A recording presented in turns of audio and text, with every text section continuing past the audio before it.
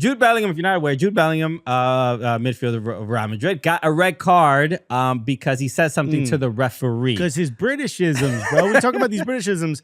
He, in this situation, he told the ref to F off. Correct.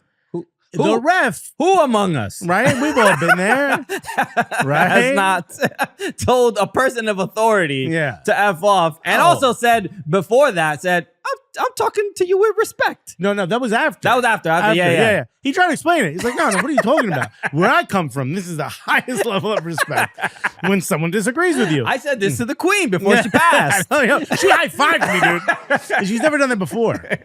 But yes, he said he is, obviously upset about he was upset with a call. He said, oh, F off. F off. Which is you ever, your mom's cooking with the pressure cooker and you tap the little button on the top, it's like, a little of the pressure. That's all that is. It's a slight release of pressure. let out a little bit of steam. That's got nothing to do with you.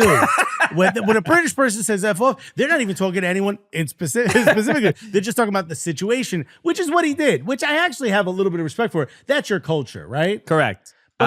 If you don't understand English, the word F and off may come across as a direct an FU. Yeah. You know what I mean? But something even akin to an FU. Correct.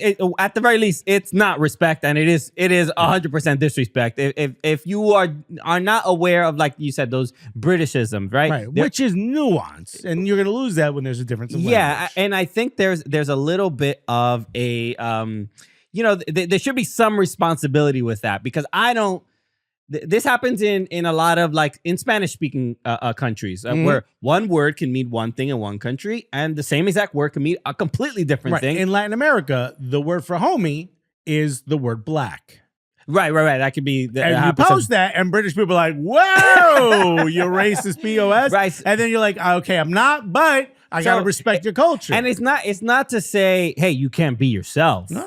But there's a time and a place. Yeah. Right. And this is one where, the people that are defending Jude Bellingham here, it's like, all right, you got to give a little bit of grace to the referee. Because the referee, I believe he went over to the captain, Lucas Vasquez, I think it was to him. And he told him, he was like, he told me F you. He told me F you.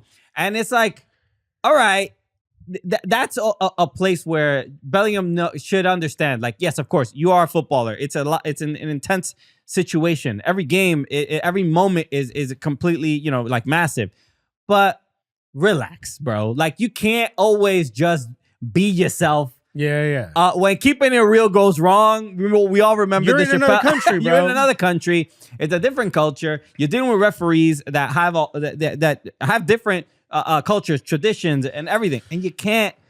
You're gonna get caught with this once in a while. Maybe the ref was a little bit sensitive and didn't really understand. This feels like it's a case, because I feel like Jude Bellingham tries to explain it to him. Now, you have the video, right? Yeah. We can't play the video. We can't play the video, but he's specifically saying to him, like, bro, I'm talking to you with respect. Which, we might have to blur out the words. I don't know what Yahoo's policy is. Yeah. But yeah, we're just adding a lot of work for Carter here. But he's saying, he goes, I'm talking to you with respect, and te estoy hablando con respeto. They're doing the translation there, and it's like, all right, but that can't be your argument, because there's no way you think that is a respectful thing to say. It's like, yo, if I'm talking to my wife and I throw out one of these, you think then I come back with, I'm being respectful. Let's say you're at your mom's house and you stub your toe and you yell PM for Latinos. Yeah. Your mother will be like, in this house, we do. You're gonna get a red card, and it's gonna be glued to the bottom of a flip flop. You know what I mean?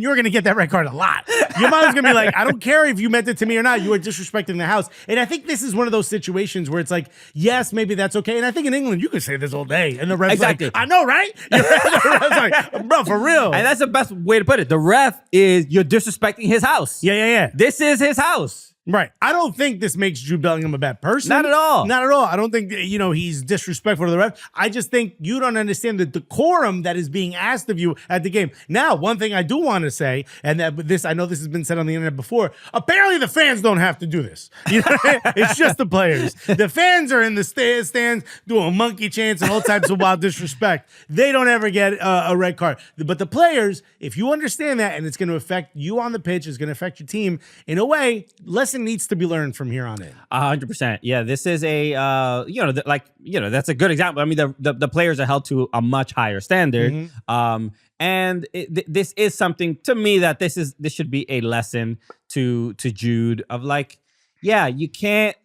You can express frustration. Nobody's saying that you cannot. But if it comes off in a way that is, you use language, foul language like this, somebody could interpret it in a way that maybe English is, if it's not their first language, they might think like, hey, this person is being disrespectful to me. Right. And yeah, I mean, this is there's also English people saying, or British people, I don't know exactly where they're from, but there's British people saying like, oh, this is disrespect to our culture.